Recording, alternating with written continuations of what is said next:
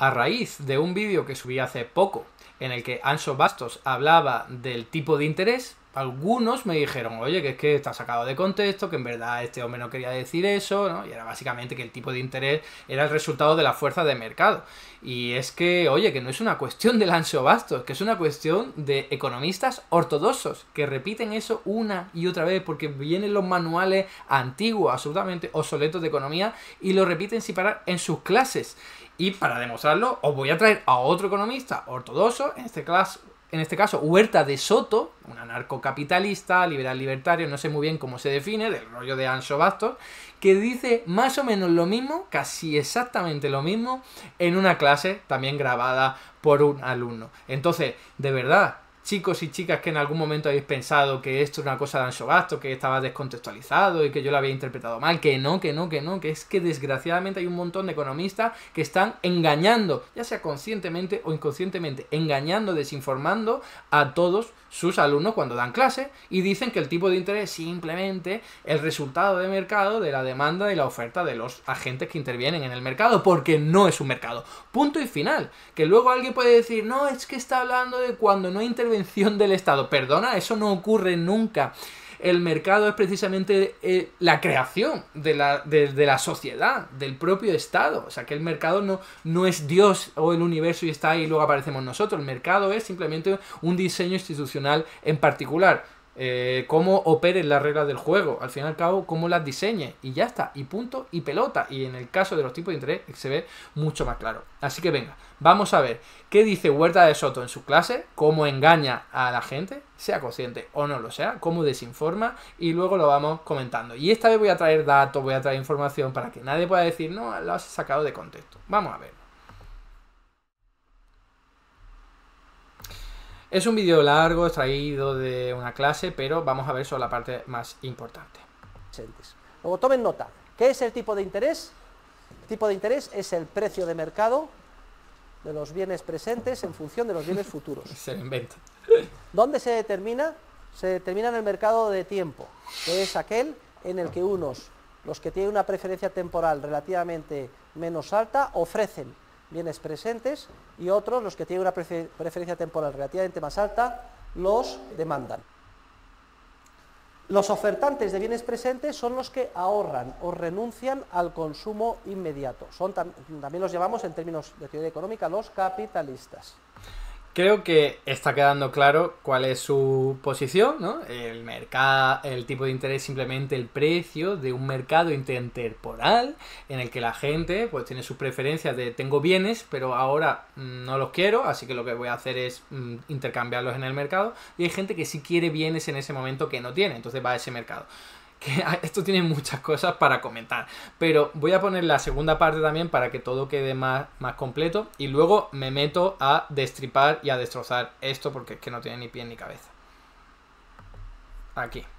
Suelen ser muchas personas ahorradoras de todas las clases sociales las que renuncian en mayor o menor medida, cada uno a su nivel de renta, al consumo inmediato a cambio de ofertar bienes presentes. Bien. ¿Los demandantes quiénes son? Pues los demandantes son muchas veces a lo mejor grandes empresarios que demandan bienes presentes para un proyecto empresarial y para con ellos contratar a trabajadores. Cogen con una mano de los ahorradores y con la otra contratan a trabajadores, proveedores y propietarios de los factores originarios de producción, es decir, de recursos naturales, y también a los propietarios de equipo capital, para combinarlos en un proceso productivo cara a obtener un bien final de consumo el día de mañana y venderlo con un margen de beneficio en el mercado. Vale, el resto de la clase está diciendo más o menos lo mismo. No es una crítica, es que no es importante. La crítica no es que se explaye en la explicación. La crítica es la explicación, que es una barbaridad. Es una barbaridad. Esto es algo que vale, que sí, que podrían a lo mejor creer hace muchísimo tiempo, pero por favor, esto está ya más que superado y siguen repitiendo lo mismo, que es una barbaridad.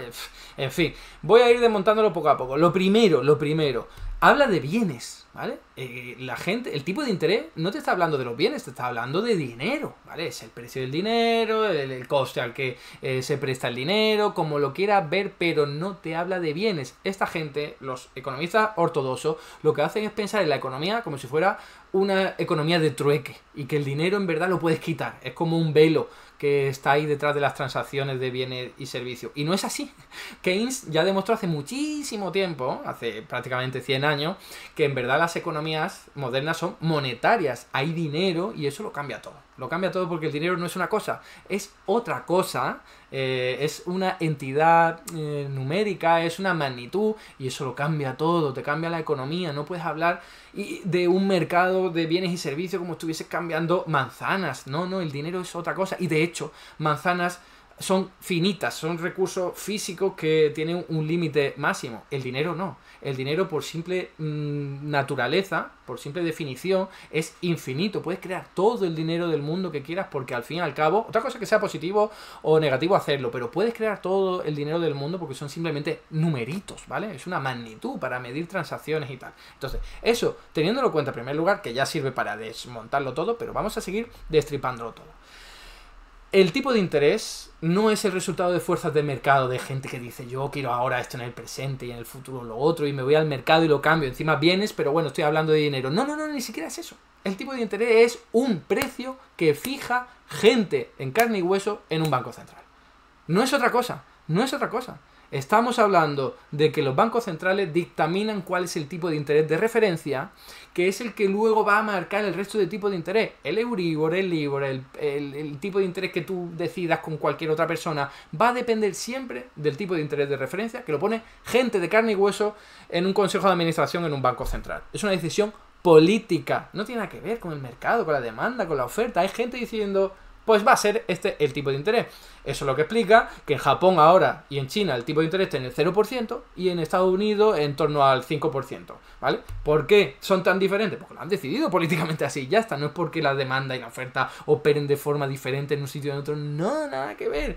Y esto lo voy a explicar bien para que se entienda. ¿Cómo determina el Banco Central el tipo de interés de referencia? A través de dos indicadores. Uno es la facilidad de crédito, que es el techo, como se llama el techo, que es simplemente el tipo de interés al que va a prestar dinero a los bancos, ¿vale? Los bancos siempre que quieran pueden obtener dinero del Banco Central, pero a un tipo de interés, ¿no? Entonces, claro, si ese está siempre ahí, nunca un banco va a pedir un crédito a un coste superior, a un tipo de interés superior. Es absurdo, porque siempre tiene la posibilidad de acceder al Banco Central. Imaginemos que es un 5%, pues nadie va a hacer el tonto de pedirle a alguien un dinero a un 6%, porque el Banco Central siempre se va a ofrecer al 5%. ¿Veis? Por eso se llama techo, porque el Banco Central dice, siempre que quieras, banco, vas a tener el 5%. Te va a salir a un coste, me vas a tener que dar garantía, no es gratis, pero el coste es el 5%. Entonces nadie va a prestarse a más de un 5%. Y lo contrario con el suelo, que se llama facilidad de depósito. Eso es, siempre que dejes tu banco ahí,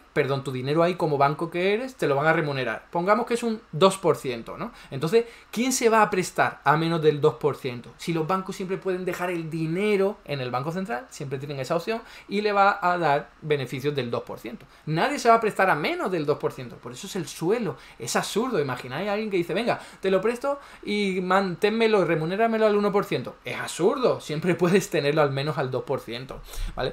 Por eso, fijaos que aquí os traigo una declaración de Eric Timoy, uno de la teoría monetaria moderna, que me parece buenísima. Este es un experto de este tema, de la política monetaria, y fijaos lo que dice. La Junta de Gobernadores de un banco central tiene un control perfecto sobre los tipos de descuento y de depósito, los que he dicho, y puede establecerlos donde quiera y cuando quiera. No existe ninguna restricción operativa que impida que la Junta establezca esos tipos en los niveles que quiera. Solo necesita anunciar mañana que esto es lo que es y eso es todo. Y ya está. Decisión política, que dices esto es y ya está, se acabó. Fijaos, el Banco Central Europeo, que es el organismo monetario para la eurozona. Bien, la línea roja es el techo y la línea morada es el suelo. Decisiones políticas. Lo amarillo es el tipo de interés al que se prestan los bancos. ¿Lo hacen en función de la demanda y la oferta o lo hacen en función de lo que le ha dictado el Banco Central. Porque siempre está en medio, qué casualidad, ¿no? Si es, como decía el Huerta de Soto, no, esto es el resultado de las preferencias de cada uno intertemporales. ¿Pero qué me estás contando? ¿De qué mundo fantasioso me estás hablando? Así no funciona la economía real. Y lo estamos viendo. ¿Por qué el tipo de interés, el Euribor en este caso, está ahí siempre dentro, salvo algunos momentos muy particulares, ¿vale? Jugando con las expectativas. Pero siempre tiene que estar dentro. Es como una especie de serpiente que se tiene que mover siempre entre el techo y el suelo que les deja el Banco Central Europeo, un organismo con decisiones políticas detrás. Y esta gente sigue diciendo que aquí el tipo de interés depende de la demanda y oferta. ¿Qué me estás contando? Si el Banco Central Europeo quiere que el tipo de interés sea el 0%, lo pone el 0% y se acabó. Por cierto, como hace el Banco Central de Japón desde hace 30 años. 30 años con el tipo de interés en el 0% y todos los préstamos que hay allí están siempre muy cerca del 0%. No pueden irse más lejos por lo que yo estoy explicando, ¿vale? Entonces, esto tiene mucho que ver con lo que luego comentaba, que decía... No, aquí los que tienen la preferencia intertemporal de que quieren utilizar ahora bienes, ¿no? Que es lo que decía, entonces van a pedir dinero de alguien a quien le sobra. Esta es la típica cantinela de que los bancos son intermediadores del dinero que le sobra a uno para dárselo a los que le falta, ¿no? Pues eso no es así. Eso hace muchísimo tiempo que está absolutamente demostrado que no es así, que es un bulo, que es un mito. Jamás ha sido así. Lo que pasa es que se ha dado cuenta la gente hace poco, afortunadamente. Menos Huerta de Soto y todos sus compañeros que siguen engañando a la gente, desinformando a sus propios alumnos, ¿no? Y tenéis aquí un documento del propio Banco de Inglaterra, uno de los bancos ortodoxos más importantes del mundo, ¿vale? No estoy trayendo aquí, yo qué sé, la declaración de teoría monetaria moderna o de un rojo bolchevique, no, es el Banco de Inglaterra. Y te explica que el dinero se crea a través de los bancos. ¿Que necesita un empresario dinero para financiar su actividad productiva? No hace falta que nadie se lo preste. Es que es más, no se puede.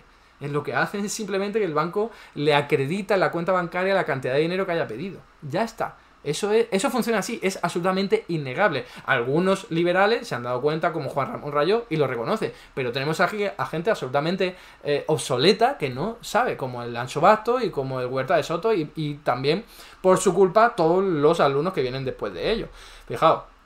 Ryland Thomas, del Banco de Inglaterra, dice literalmente: cada vez que un banco hace un préstamo, crea simultáneamente un depósito correspondiente en la cuenta bancaria del prestatario, con lo cual crea dinero nuevo. No lo saca de ninguna parte. No es alguien que le sobra el dinero porque tiene una preferencia intertemporal diferente. No, ¿qué es eso? Que no es eso. Es que me río porque es tan absurdo que hay que reírse, ¿no? Es ridículo pensar en esos términos. Y acabo con lo siguiente.